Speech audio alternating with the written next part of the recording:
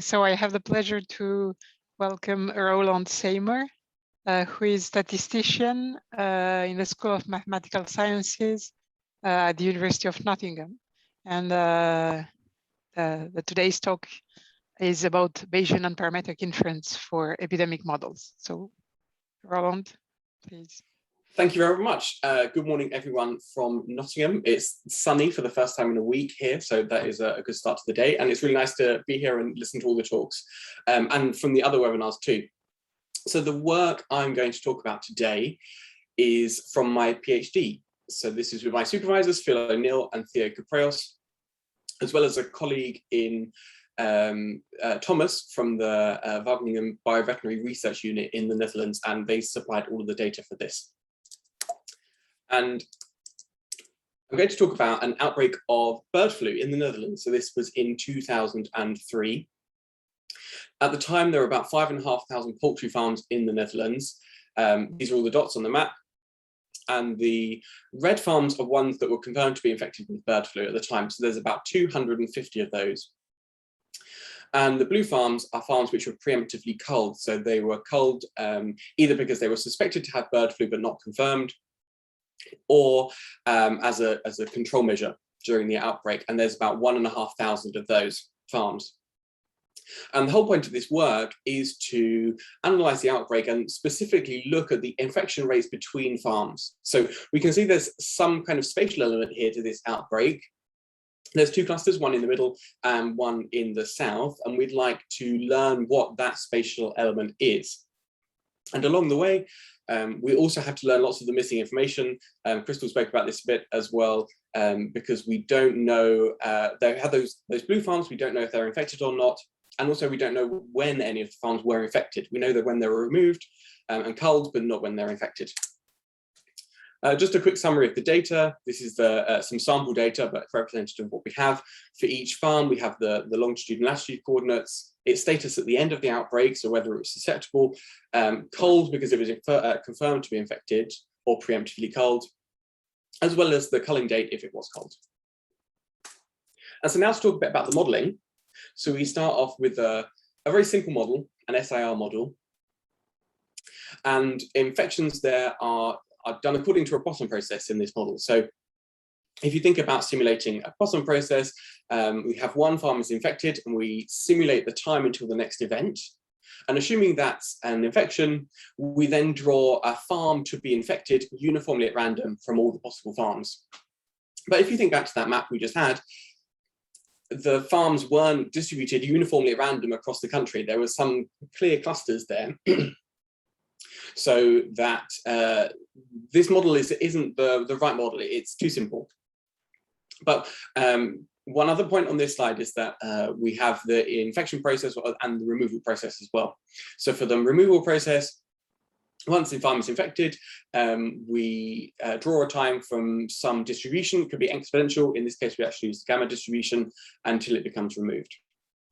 But it's the infection process here that we're really not sure about. And so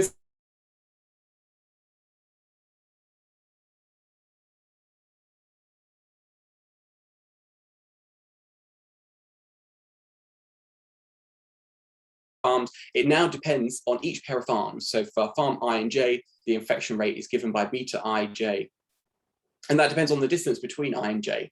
And it's this function f that is our real interest here. And that's what I'm going to talk a lot about in this, in the methods part of this, is that how do we estimate f from the data?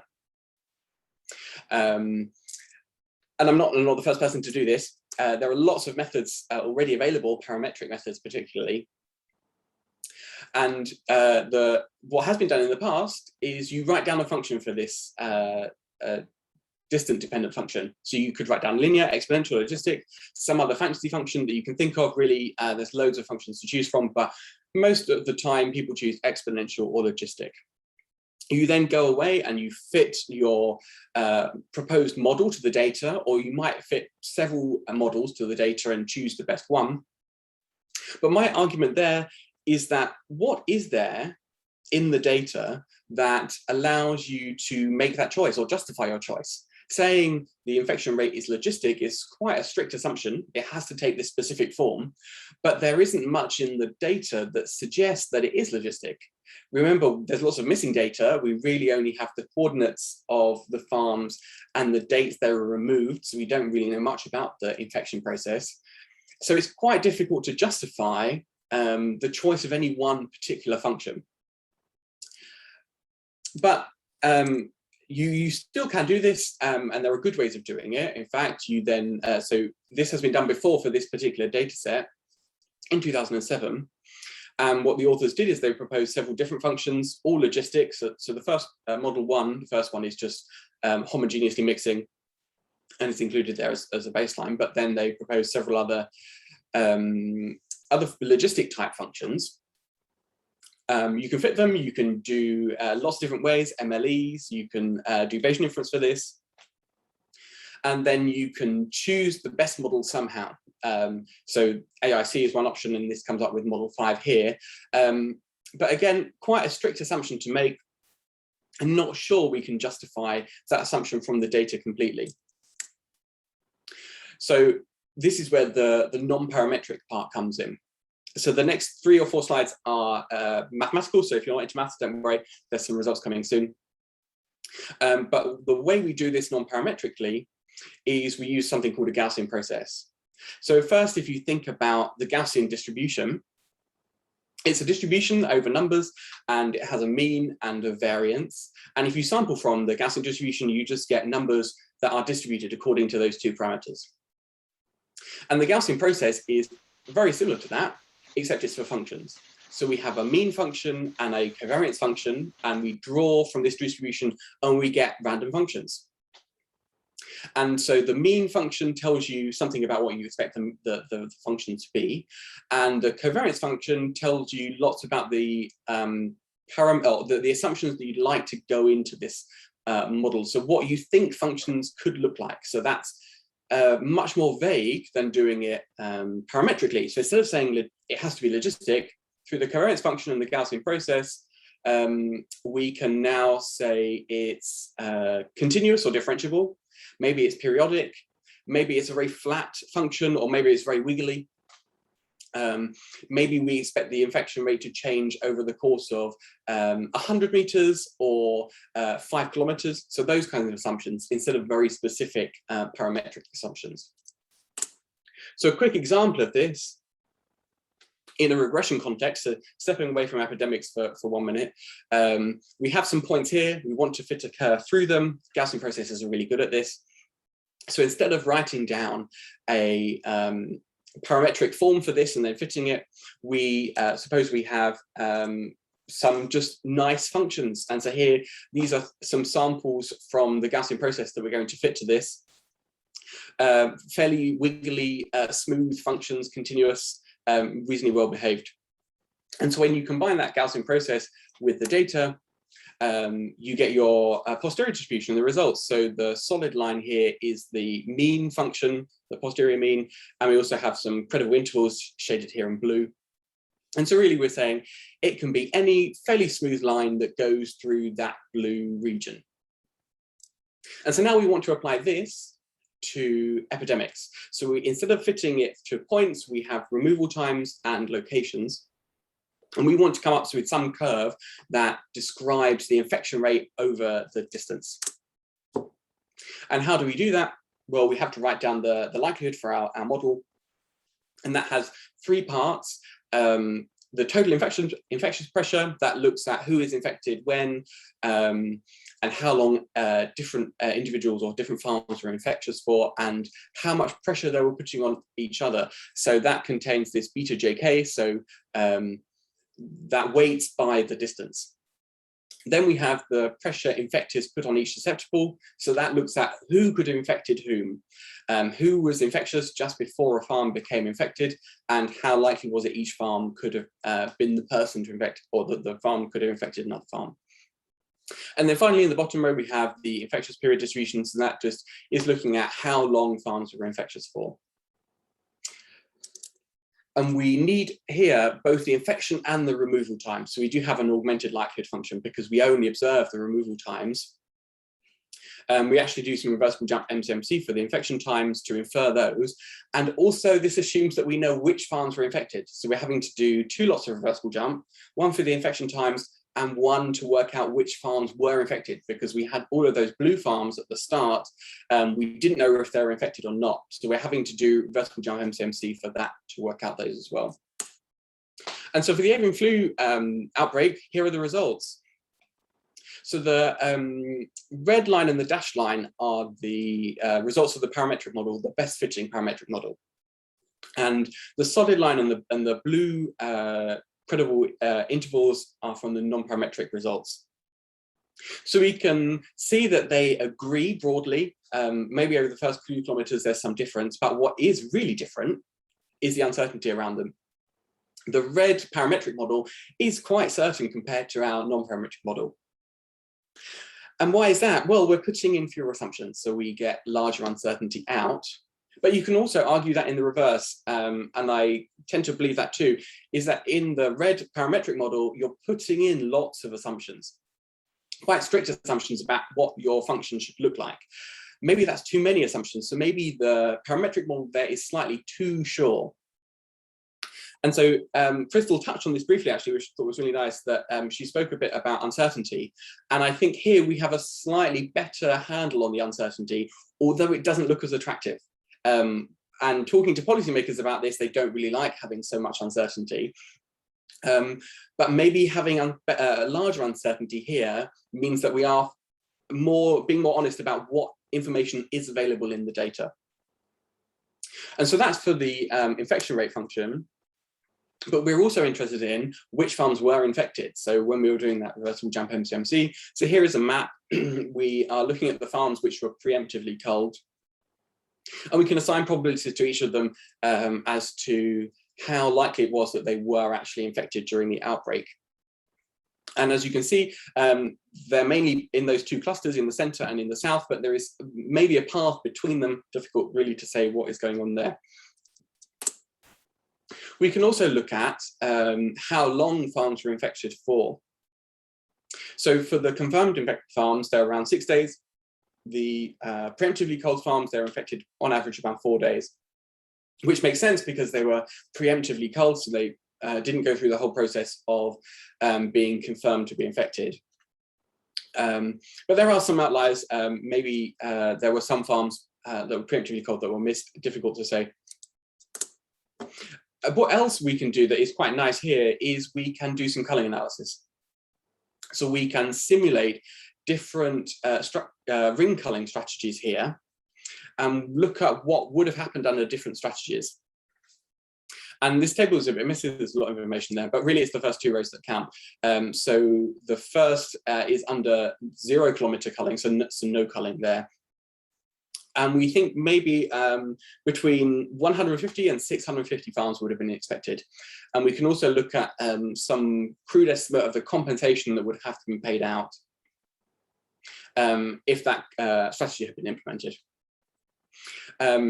What we can then look at is what happens if we do culling. So for example, 1 kilometer culling, the infected number of farms goes down, we think, and but the culled number of farms stays the same, maybe even goes up. The compensation also goes up. And that's because the preemptive culling is effective, but does require more farms to be culled.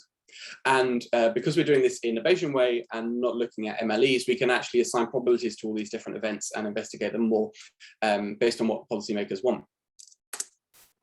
So really that's the talk today. Just to round up, we have shown that we can do this non-parametrically with Gaussian processes. So that allows us not to make so many strict assumptions about the parametric form. We do get larger uncertainty, but maybe that is better.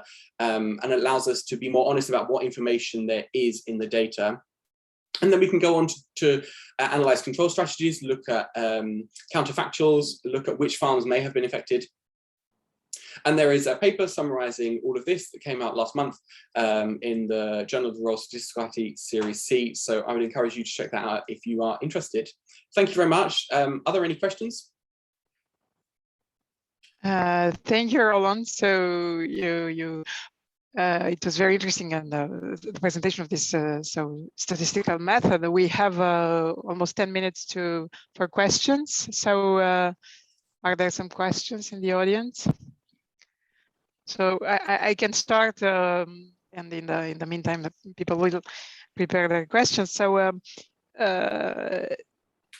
well, so if you go back, please, to the figure of so the confidence interval with the uncertainty when we, yeah. So of course, if we have confidence intervals too narrow, but around a false value where the bias is large, it's not a good thing. Of course. So it's as you pointed and also Crystal said, so the large confidence intervals are not necessarily bad things. They are just there to say we are not able to do better. But my question here was, so of course on real data, we cannot say if the fact that the large interval, the fact that the confidence interval is large is because we don't have enough information in data to estimate better, or because our method is not so well tailored. And so did you assess your so the performances of your method? I mean, it's on simulated data, and for instance, you simulate under a given model for the transmission rate depending on the distance. Let's say the logistic, and then you applied your GP, so Gaussian process inference method, and also you try also with parametric methods, but with the right distance method, and then we with wrong distance methods models in order to see. I hope I was clear, but don't mistake if my question. So we have done that, so if you simulate from a model and then fit that model, you're always going to do better. I agree. Data. But what is interesting is that we did look at. Sorry.